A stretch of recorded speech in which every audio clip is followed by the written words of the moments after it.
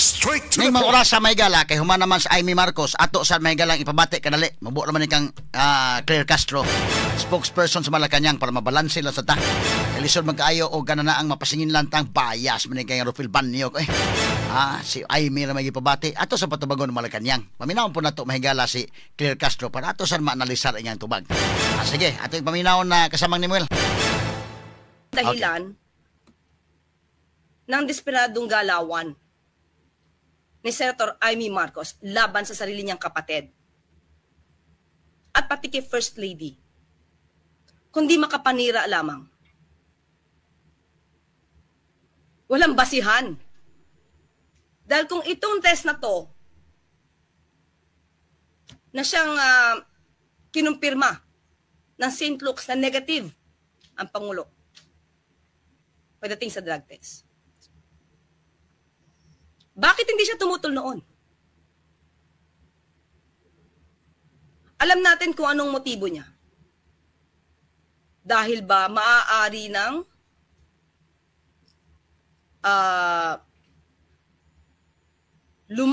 lumarga ang pag-iimbestiga tungkol sa korupsyon at maaaring tamaan na ang kanyang mga kaalyado. Mga kaalyado sa Senado? Hindi ba siya natutuwa na yung kapatid niya mismo, ang Pangulong Marcos Jr., ang nag-umpisa para imbestigahan ang mga maaanumalyang flood control projects na to? Ang Pangulo ang gustong maglinis ng kalat noong nakaraan. Bakit siya masyadong concerned ngayon about di umanong paggamit ng drug test? Samantala, ang dating Pangulong Duterte umamin nagmamarihuana at nag-fentanyl. Hindi niya kinall out. Pati yung pagnanakaw ni dating Pangulong Duterte, wala siyang pagtutol. Ngayon, ang Pangulo mismo gustong luminis ang bansang ito. Bakit nagiging hadlang si Senator Amy Marcos? Anong gusto mong patunayan sa mga sinabi mo ganyan? Matagal ng issue to at napatunayan na to na hindi totoo ang bintang na yan.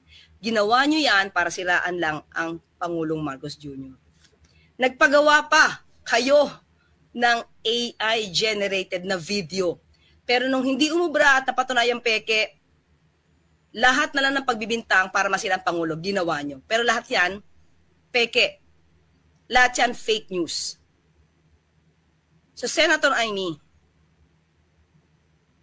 sana naman, maging makabayan ka. Tumulong ka po sa pagpapaimbestigang ginagawa ng sarili niyong kapatid. Tuligsain na lahat ang mga korap. Huwag niyo pong kampihan. Huwag niyong itago. Hayaan natin magtrabaho ang Pangulong Marcos Jr. para masawata lahat itong korupsyon na to.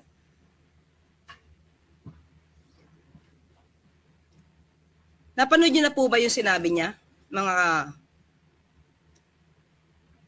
Ito po, papakita ko po sa inyo. I-share ko po at isahin natin kung gaano siya kadesperada. Batid ko na nagdadrag siya. Diba? Batid mo? Samantalang nandiyan ang test ng St. Luke, sinabing hindi. So muli mga ka-clear, alam nyo yan. So alam natin to. Nakita natin. Medical certificate. Hospital na nagpatunay na lahat ng binibintang na yan ay walang katotohanan. Muli, alam na natin kung saan gumagawi ang isang Senator Amy Marcos. Umpisa pa lang mga ka-clear. Umpisa pa lang noong January 2024. Yung first maisog rally, kasama niya ang Vice Presidente. Kung paano pastusin ng dating Pangulong Duterte ang Pangulo natin. Tumawa pa siya. Hindi siya tumutol. wala siyang naramdaman na hinanakit para sa kapatid niya, na yung integridad at pagkatao ay niyuyurakan, harap-harapan.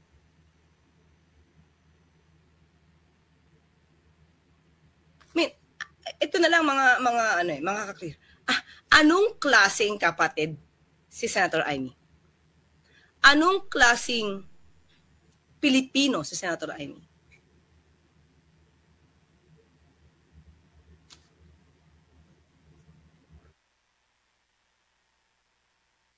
Sama na, wala naman mabati dong. Okay na. Kung totoong makapilipino ka at totoong makabayan ka, Senator Amy, tumulong ka sa pag-iimbestiga. Dapat na ma-pinpoint, dapat maituro kung sino talaga ang sangkot sa korupsyon. Huwag mong sirain ang kapatid mo. Hindi ito ang issue ngayon. Matagal ng issue to, pero since wala kayong makita sa Pangulo na anumang issue ng korupsyon, kung saan-saan nyo dinadala ang issue.